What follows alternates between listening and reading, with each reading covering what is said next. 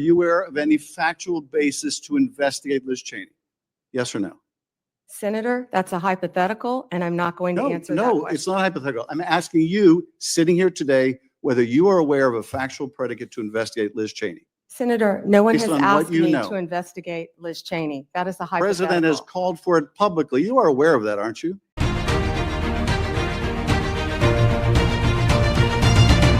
Welcome back, Warriors. It's me, Linda B. Thank you all so much for joining me here today. Wow, Liz Cheney. Her gravy train, is it finally up? She has unspeakable crimes against her. They are just crying out. Liz Cheney, the rhino. But before we get into it, don't forget to smash that like button, comment, share, subscribe, hit all notifications so that you are always alerted of new content. Now, let's get into it. Wow, it has Republican Committee of Warren County, Pennsylvania. These are the amounts of money that Ukrainian officials have given to U.S. politicians as kickbacks. Allegedly, we have a lot of names on this list. At the top is Jim Crow Joe at $92 million. We've got names like Mitch McConnell, Nancy Pelosi, Chuck Schumer, Lindsey Graham. I know you guys aren't surprised. Mitt Romney, John Cornyn, Adam Schiff, Shifty Schiff, Pencil Neck, Dan Crenshaw, Elizabeth Cheney. That's Liz Cheney. Oh, we've got Mike Pence. What? Rick Scott, Hakeem Jeffries, Ilhan Omar, and Elizabeth Warren.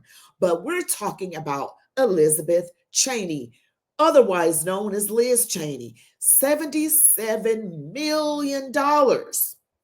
Kickbacks. Yep, good old kickbacks. Make those pockets fat, why don't we? All right, so now we're going to listen to a little bit of Ron Paul talking about USAID. Yeah, a lot of politicians, get a lot of money from these so-called things that sound great. We've all seen the bags of rice being dropped in African countries with USAID on the bag. And we're thinking, oh, it's humanitarian. This is good. We're feeding the poor people. That's just a farce to hide something else that this is really about.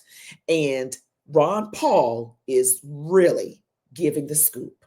The media reports that the new Trump administration has not only frozen USAID activities, but may be planning on bringing it back under control of the U.S. State Department.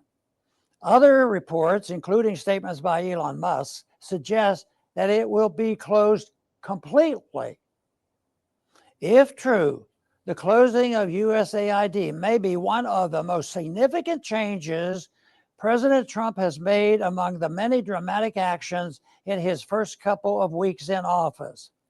Many Americans may still have the idea that USAID is a government agency delivering relief at disaster site overseas. They may still remember the bags of rice or grain with the USAID logo on them, but that is not USAID. USAID is a key component of the U.S. government's regime change operations worldwide. USAID spends billions of dollars every year propping up NGOs overseas that function as shadow governments, eating away at elected governments that the U.S. interventionists want to overthrow. Behind most U.S. foreign policy disasters overseas, you will see the fingerprints of USAID. From Ukraine to Georgia and far beyond, USAID is meddling in the internal affairs of foreign countries, something that would infuriate Americans if it was happening to us. When President Trump ordered a 90-day pause in USAID activities, we quickly learned just how pernicious the agency really is. The U.S. media reported that Ukrainian press outlets were scrambling to keep their doors open when the U.S. dollar stopped flowing. It is reported that 90% of the media outlets are funded by the U.S. government. This means that there is virtually no independent media in Ukraine, only fake news outlets willing to toe the U.S. administration's propaganda line. There you have it. And other information that Mr. Ron Paul stated in here, and I am just going to wisely say it a certain way, that USAID actually funded, the pandemic thingy that happened a few years ago. The lab, over there in that far eastern country.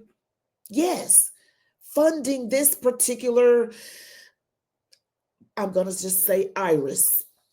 It funded the iris. Okay. I got to say things a certain way till Donald Trump fixes everything and get all this stuff straightened out so I can just speak plainly to you. But that's what's going down. USAID is, and see, that's what a lot of people don't understand, that just because something is propped up to be a certain thing does not mean it is a certain thing. And you can be for sure that Liz Cheney got those little hands, grubby little hands, according to that list, $77 million. Her name was in that list. Jim Crow Joe at the top. And you saw others like Mike Pence getting all this money allegedly, but Liz Cheney's name was on that list. Grubby little hands. And just to show you a little bit of other things that are historical on Liz Cheney. Now, you were tweeting last night. You responded to Nancy Pelosi's tweet. She said this: closely monitoring the situation following bombings targeting the U.S. troops in Iraq, we must ensure the safety of our service members, including ending needless provocations from the administration and demanding that Iran cease its violence. American world cannot afford war. You responded, Speaker Pelosi is an embarrassment and unfit for office. Yes. I mean, look, Speaker Pelosi has proven herself time and time again to be completely and totally lacking in any seriousness. Don't forget, the Speaker of the House is second in line for the presidency after the Vice President of the United States. This is a person who told us for months and months that it was urgent for our national security that we impeach President Trump. So the House Democrats impeached him with no direct evidence, and now she's been literally sitting on the articles of impeachment ever since. It seems now to be urgent not to impeach President Trump. And now, in the wake of missiles raining down on American service members in Iraq, Speaker Pelosi is saying that it was needless provocation on our part. She's blaming the United States of America. She's suggesting a moral equivalence between the United States and Iran. I think she is clearly an embarrassment. I'm frankly surprised that the Democratic caucus continues to support her. Wow, she was really going after Pelosi hard, wasn't she? And then she changed up and supported Kamala Harris. I'm like, Liz, girl, do you even know what you're doing? All right, she just flip-flop. In any event, the latest thing I want to show you is with Pam Bondi concerning Liz Cheney. All right, here we have it. Fox News is reporting that Liz Cheney at one time was an employee working at USAID. Liz Cheney left Congress with estimates ranging from $37 to $44 million in 6 years. Do you think Pam Bondi should look into how she managed this on a government salary of $174,000? I think that Attorney General Pam Bondi should.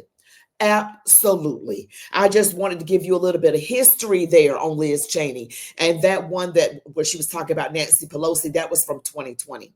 That was from a couple of years ago. And Liz Cheney is, to me, the worst of the worst when it comes to a so-called Republican. She is a rhino. She is a Republican in name only. She has done no good. She did good when she talked bad about Nancy Pelosi, but then she switched it up.